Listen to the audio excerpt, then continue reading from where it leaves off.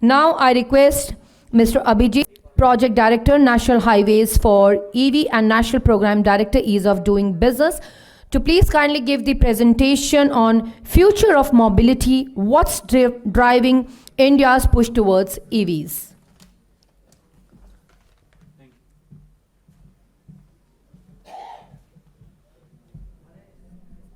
Good morning, everyone. I am very delighted to be part of the summit, and all of you who have came here would make sure that you take something with you back, for which you should be happy to say that I participated in the summit and brought something significant and worth attending, spending your time. So by the time our technical team upload my presentation, I'll tell you about me and Ease of Doing Business. Ease of Doing Business is a national version of Vibrant Gujarat. Vibrant Gujarat used to be a very significant place where people from all across the world used to come with new technologies, new ideas and innovation. And there used to be a different sort of ease of doing business. If you look at the way our then Chief Minister, Mr. Modi, used to work, then there was a requirement and there was a need to replicate it on the national level. And that is, as a CMO, Chief Minister's Office, is you all have worked in the projects, so you know it's a bit easy to control in terms of permission, in terms of giving ease and access.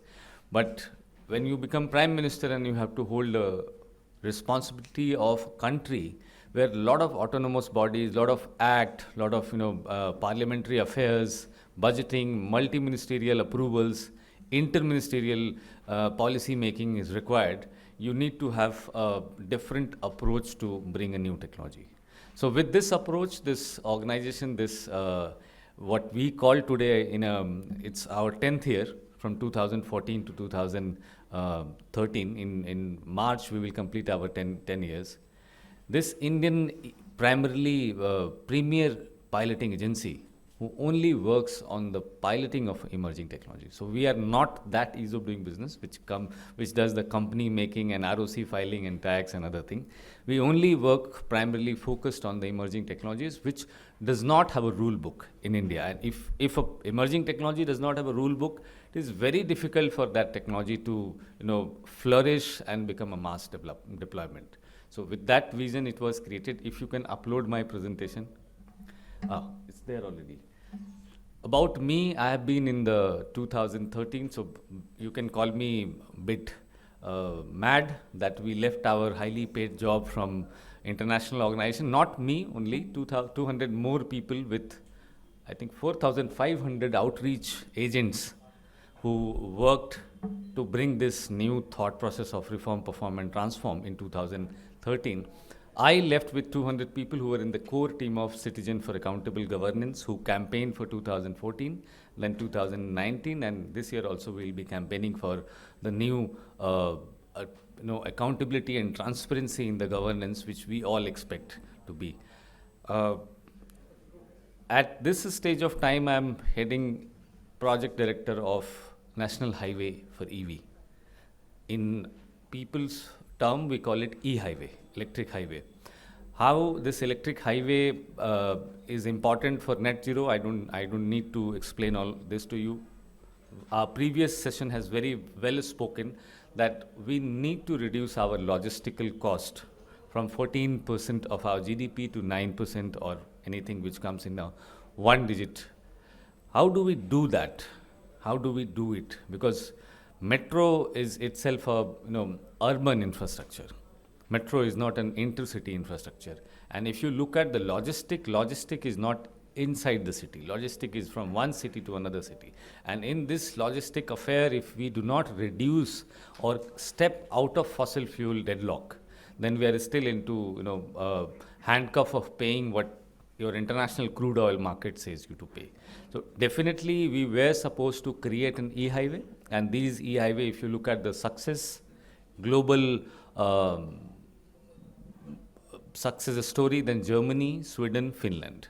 These three countries had e-highways, but they had a different sort of e-highway, different type of e-highways. Their e-highways are overhead cables. Uh, Israel had the convection line, but very small prototypes. India, when it came to our consensus and our understanding that how do we create an e-highway, which gives us an quality and also congestion free, should be net zero, it should be renewably charged, and it should be in a position to give us a freedom which we were not getting in the Germany. So Germany freedom, what is not there in the freedom, I'll say first. Cable is equivalent of putting a railway line, overhead cable. The second part is you have to have a special type of vehicle which has extended arm to touch that cable. So your electric car, my electric car, normal electric cars would not go on that highway. That is why technically it is not called e-highway, it is called electric corridor. Though in normal common media we call everything e-highway. That cable cost per kilometer is 22 crore rupees. So I'll start from the end. We'll take you to what India has decided to be. I believe this presentation should work. Yeah, or it should be on this TV.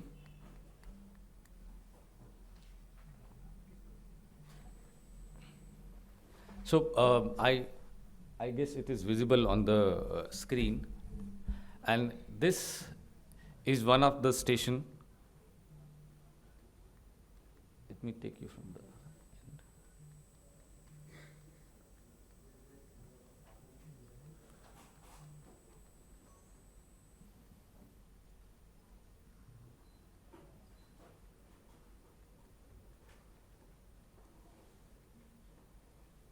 Yes. So here we are globally from where it start, though it comes in the slide at last. Germany has a first trial in 2021 is a 10 kilometer. India has a first trial in 225 kilometer between Delhi to Agra on the Yamuna Expressway to create that e-highway. German had the second trial on 12 kilometer between Autobahn 5 and their federal Munich airport to Berlin airport to the interchange, Lübeck interchange. Third trial they conducted with 3.4 kilometer. This is hydrogen trucks. We did not conducted 3 trial. We only conducted 2 trial. Delhi to Yamuna Expressway 225 and then Delhi to Jaipur. I don't know how much visible it is, but the second one which you are seeing 272 kilometer, that is Delhi to Jaipur. The second trial and first trial, after these 2 trials, we did not require to do the third trial. Instead of third trial, we opened the station which is going to hold this infrastructure to charge an electric vehicle, to give hydrogen fuel, flux fuel, and all future fuels of what type of trucks will come. When it comes to infrastructure, you cannot only create a charging station. There will be changes in the transport in coming time. So these stations are equipped for the solar power to be generated and how it to be used. The challenges which came across and which I think is the session is all about is the cost part of it. If you can see the difference between German and Indian cost, it's 22 crore rupees per kilometer German highway, and ours cost is only 1 crore rupees per kilometer. The kind of deployment we wanted to do was only possible if we understand that in last 10 years of electric mobility, what went wrong. If you look at last 10 years of electric mobility, then now you have chargers which are deployed and bought from the government tenders and government funds and pocket. Their utilization is 3 to 5%. Maximum utilization is 3 to 5%. You can imagine the break-even period of 45 years. In 45-year break-even period, at least 4 to 5 generation of cars will change, electric cars. Right now, we are in the second generation of electric car. So that's the scenario which we wanted to change. And these 2 trials which we conducted brought us to the correct scenario of takeaway. I'll take you to the trial page.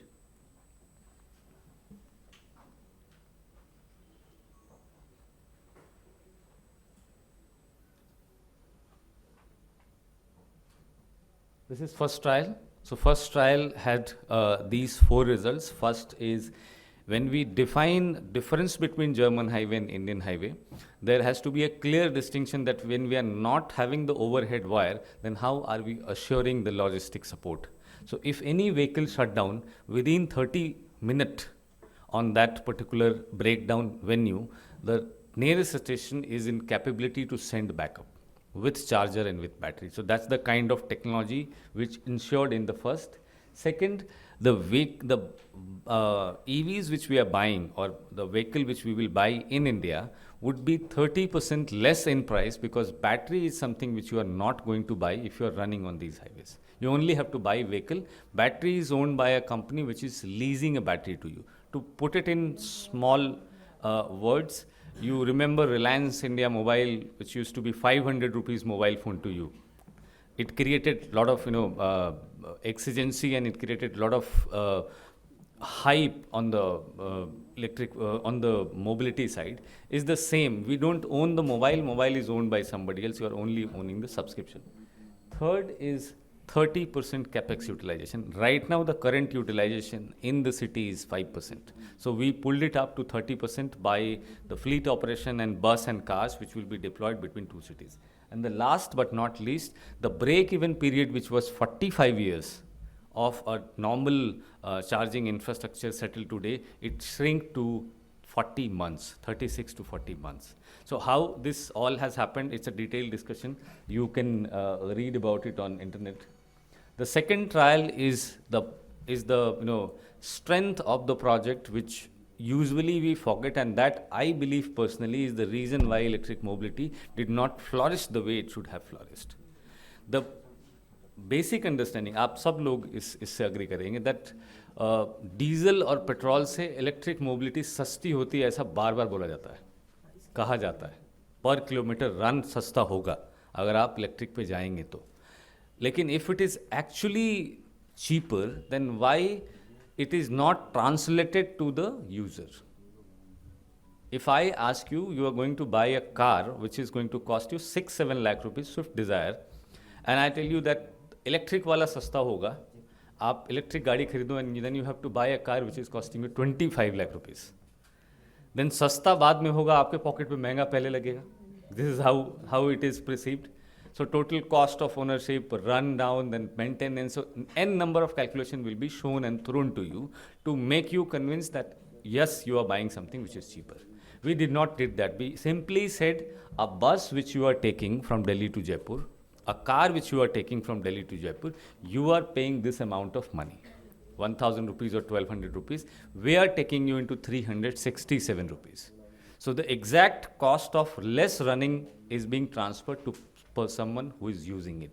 The second part is one-day EV fare. If you are taking a Innova or maybe Swift Desire on rent to go to Jaipur, you end up paying for Innova, you end up paying around 10 to 12,000 rupees. If Innova Krista is a good car.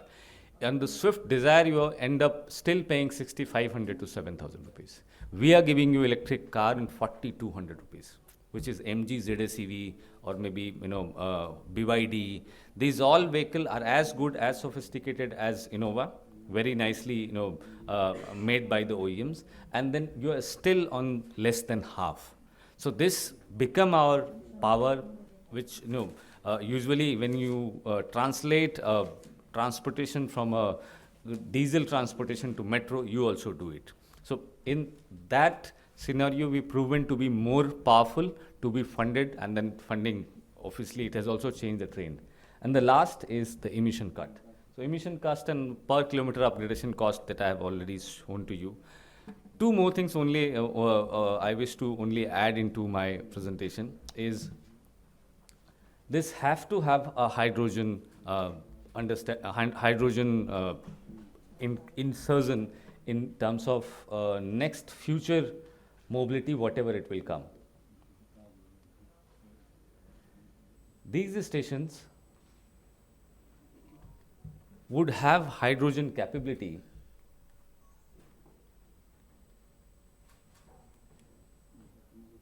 Sinha sir is not there on this panel, but he was there in the financing and the signing of this project's MOU.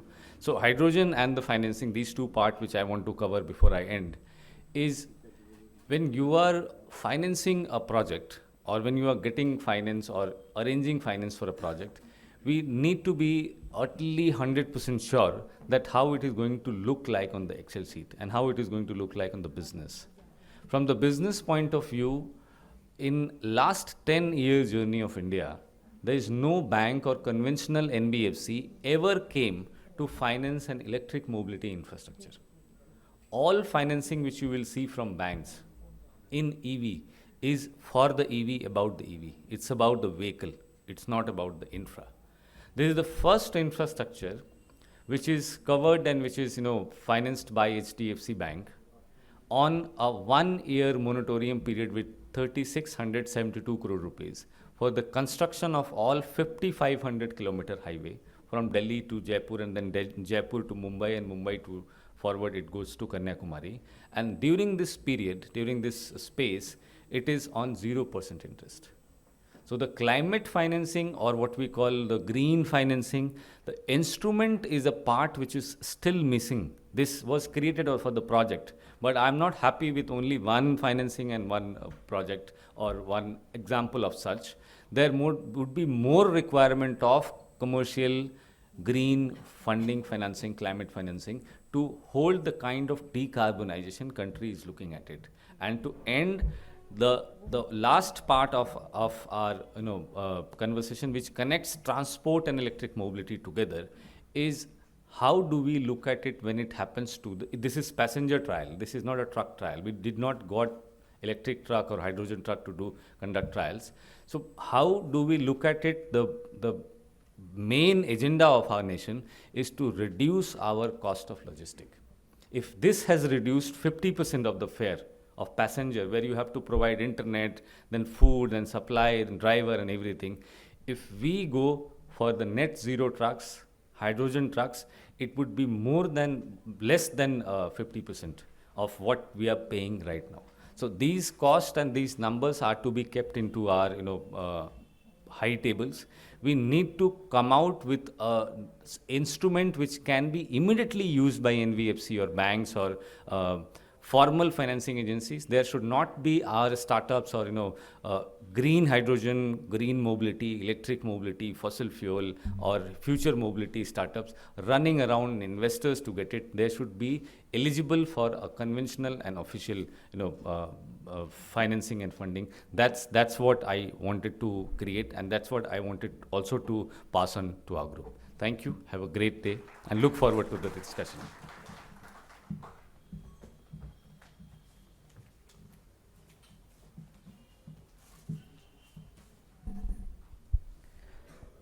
Thank you so much, sir. Now I request Shrimati Mamta Shah ma'am, MD and CEO of Urban Infra Group, to please kindly present the memento to our honorable dignitaries on the dais. Mr. Abhijeet Singh, Sinha, National Program Director, Ease of Doing Business.